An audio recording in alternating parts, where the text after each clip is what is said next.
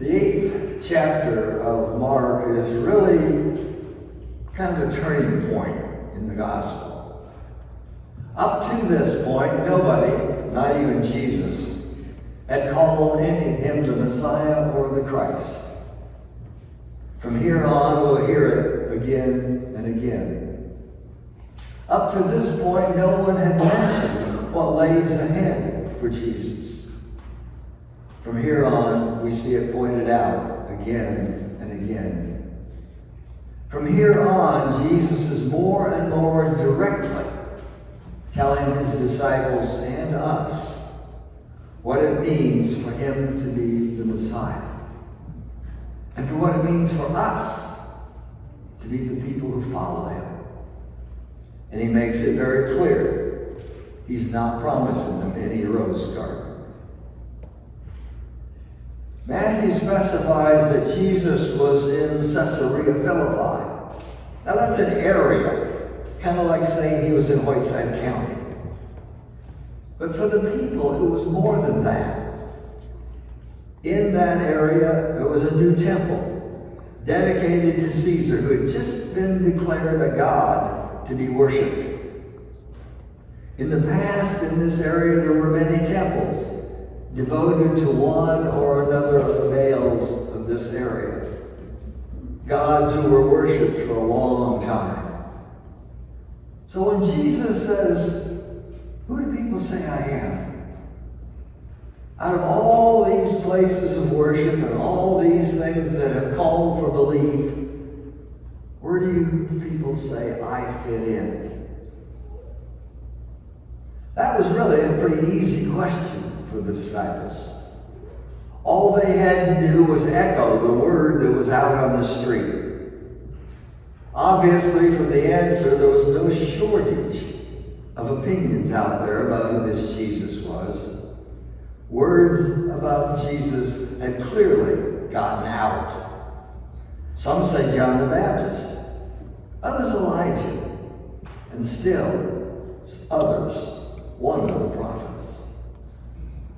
All of these answers indicate that the popular opinion agreed that Jesus was more than just another street preacher. Clearly, this Jesus was something a step above what we ordinarily see. John the Baptist was the most recent on this list. He was the one who baptized Jesus. He was the one who preached against Herod because Herod had taken his brother's wife. He was the one Herod had arrested and had put to death. To say that Jesus was John the Baptist was to say that that voice was back to challenge Herod again. Elijah was one of the great voices of the past. He was regarded as the last of the great prophets of Israel. He had spoken again and again against Jerusalem because of her sins. He was often ridiculed because he spoke against Jerusalem, but over time his voice had become heard differently, and he was considered a great prophet. To say that Jesus was one of the current prophets was to acknowledge that he was part of the many who were out in the countryside at that time, bearing witness to what either God was doing or whether God was about to do. The voices of the people then clearly agreed Jesus wasn't just one of the group. He was at a different level and needed to be listened to just a little differently. Then Jesus puts the shoe on the other foot. Who do you say I am? They'd been following him for a time. They'd heard the things that he'd said. They'd seen the miracles he'd performed. They'd heard his arguments with the scribes and the priests and the Pharisees. They had a lot of first-hand experience beyond what the average person saw or heard. Surely around the campfire when they were alone, they talked among themselves about what these things meant as they saw it. We hear them several times saying, "Who is this man that he can do such and such?" What was their take on Jesus? What did they think it all meant? It's hard for me to imagine that there wasn't that little awkward silence when Jesus asked that question. Maybe they were trying to consider what the right answer was. Maybe no one wanted to speak first for fear of being scolded for the wrong answer. We all know that students past a certain grade are reluctant to answer questions asked by teachers. But the custom then was even more strict. It was not customary for students to speak to their teacher. So Jesus' question wasn't one they expected, and they were trying to get their head around what it meant. But finally, the bull in the china shop Peter answered the question. "You are the Messiah." When we read that, we tend to cheer inside. Finally, somebody said out loud what we all know to be true. Jesus is the Messiah. Finally, somebody got it and said it. Surely we think Jesus will commend Peter for giving the right answer, for knowing who and what he is. Clearly, we think Peter will go to the head of the class. That's what you think if you don't read too carefully. But what we get is a very different answer. Jesus responded sternly, telling the group not to repeat what Peter just said. And our first reaction is, what? Don't tell the central truth of the gospel? Surely we know what Peter said is true. Jesus is the Messiah. Surely the point of being a disciple is to tell other people that truth. What did Jesus mean when he sternly told them not to repeat what Peter just said? The last thing we expect when somebody identifies Jesus as the Messiah is that kind of answer. So why did Jesus tell them that? To give you my answer, I have to step away from the gospel for just a minute and give you a very personal illustration. It was in the midterm of trigonometry quiz in college. So that tells you how long ago this was. I don't remember the precept of the whole question, but I remember very clearly what I did. I looked up the wrong function of the angle.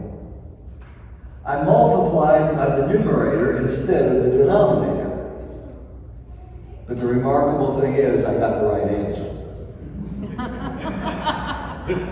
Because we had to show our work, the professor, of course, marked the question wrong. But he said in a note on top of the paper, sometimes two wrongs do make a right.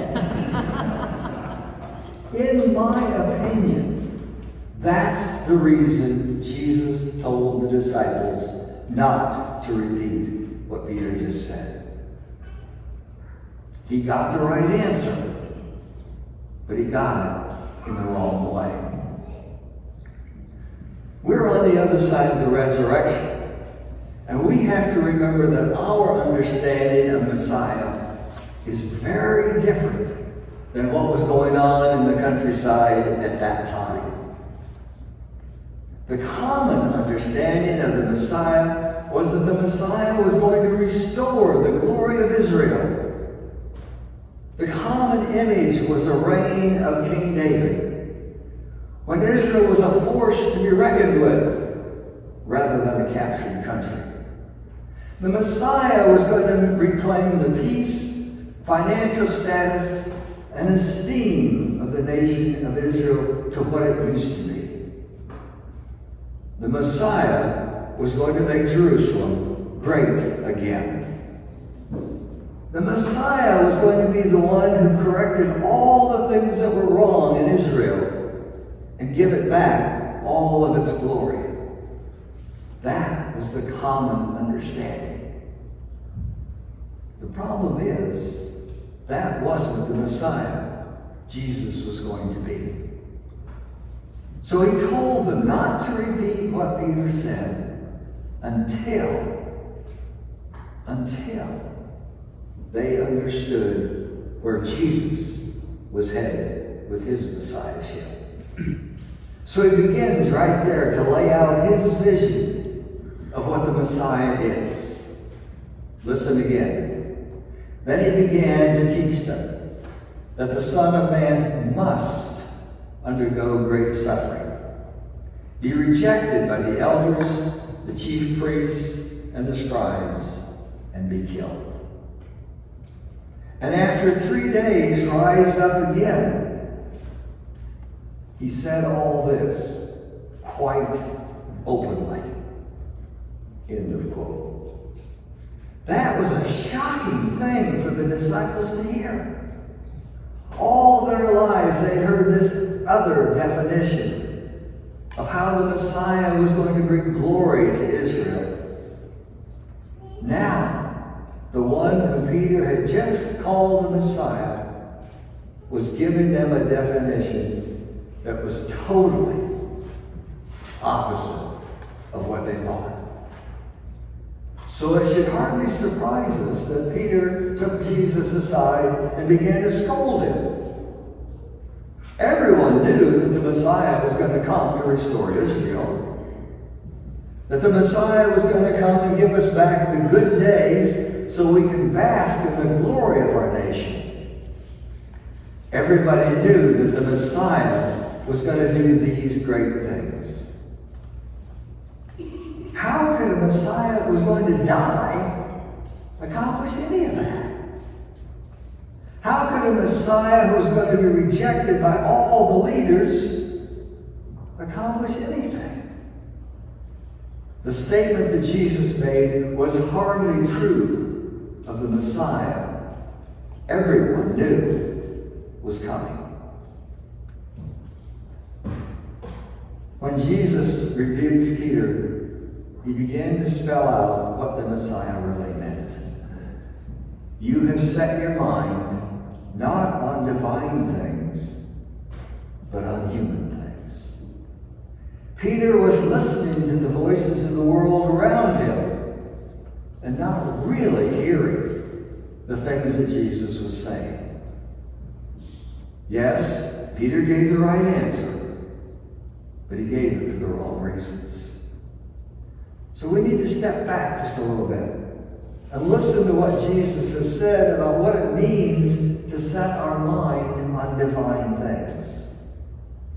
What does it mean to focus on human rather than divine? How do we understand that? Clearly, Peter didn't get it. What we need to understand is what Jesus meant.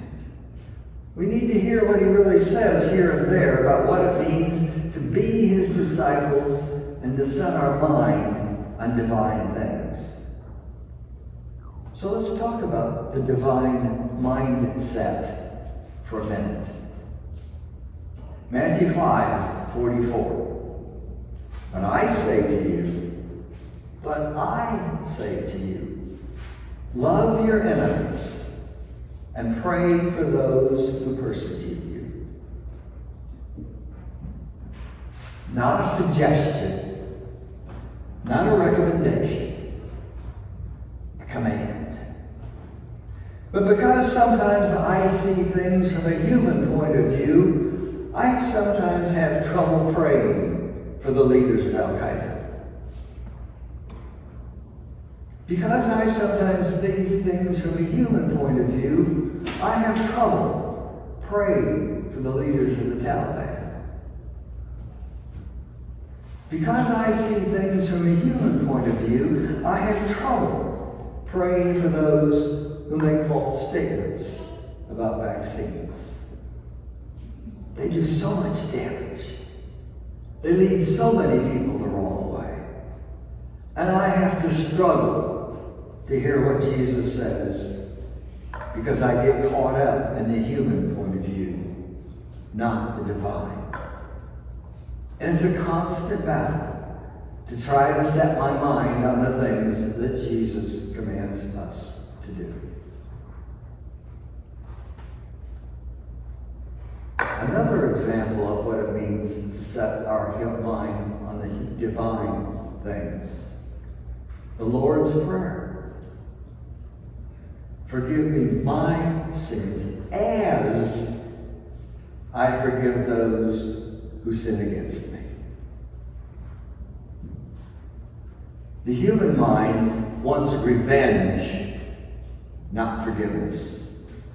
At least the human mind wants them to see them get some comeuppance for what they've done.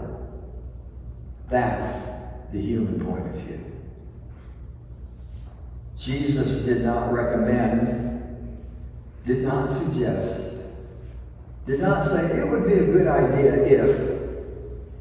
He commanded us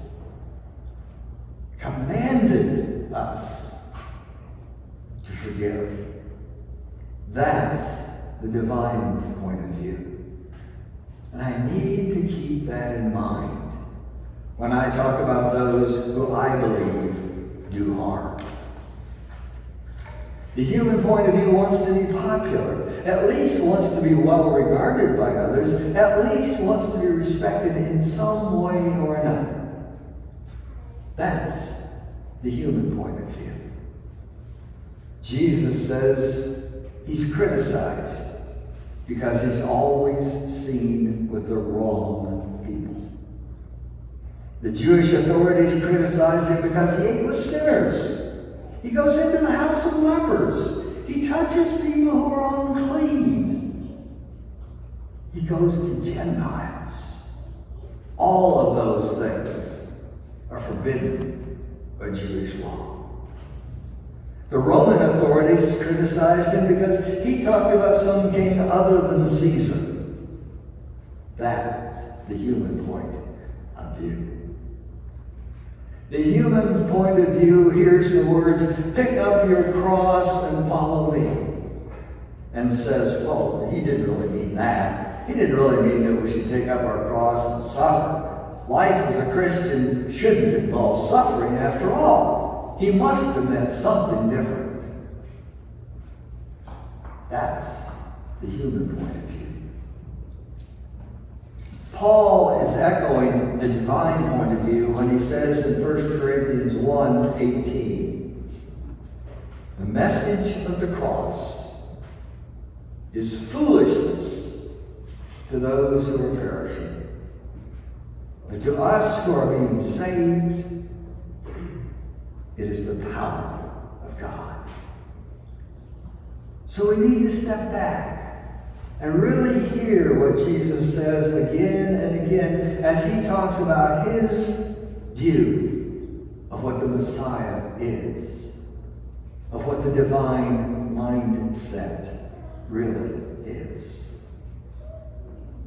We clearly see in the Gospels the disciples didn't always understand what Jesus was talking about. Many times we hear them asking, who is this that does these things? The human point of view tries to get away from people who don't agree with us.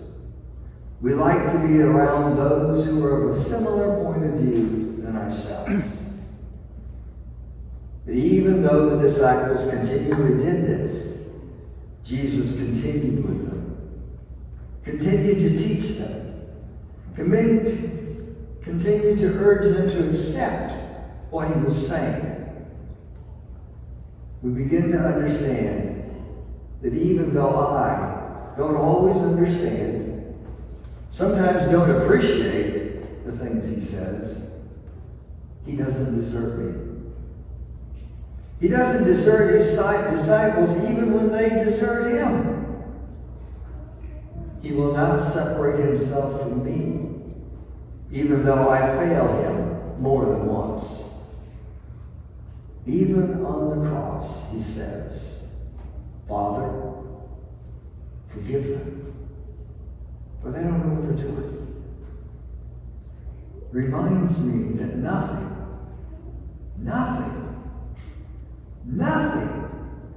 I can do or say will separate him from me. That's the divine point of view. We come to worship in part because we understand, we hear the human point of view. It's around us all the time. We come here to worship because we understand we can't change without some help. It's easier to see things from the human point of view because that's around us all the time. It's easier to remain within the way things have always been rather than to stand out from the crowd. We've also learned, though, that seeing things from the human point of view doesn't give us the peace we want. Something is not at ease within us when we live that way. We need to understand something different in our lives. When we start a new exercise program or a new diet, at the first, it always seems really hard. We're stretching muscles we didn't know we had. We're eating some kind of unusual food combinations. And sometimes we still feel hungry when we're done eating. In all, at the first, it seems hard. And it's easy to think about giving it up. But because we believe or agree with what the doctor's telling us, we stick with it. And pretty soon it becomes part of our routine. And you feel out of sync when you miss a day. And we find ourselves beginning to see the benefits rather than the difficulties. We find ourselves sticking with the program because we see the difference it makes in our lives. We find ourselves beginning to see things from the divine point of view. And so we join with others who are trying to see things from a divine point of view. And we find strength in our fellowship. And we join together in asking God to help us see divine things. And the answers slowly become clearer and clearer. And we agree with Paul that the answers seem strange to those who only see from a human point of view. But the answers are clearer and clearer as we join with others, seeing the same results we see. And so we join together, trying to set our minds on divine things.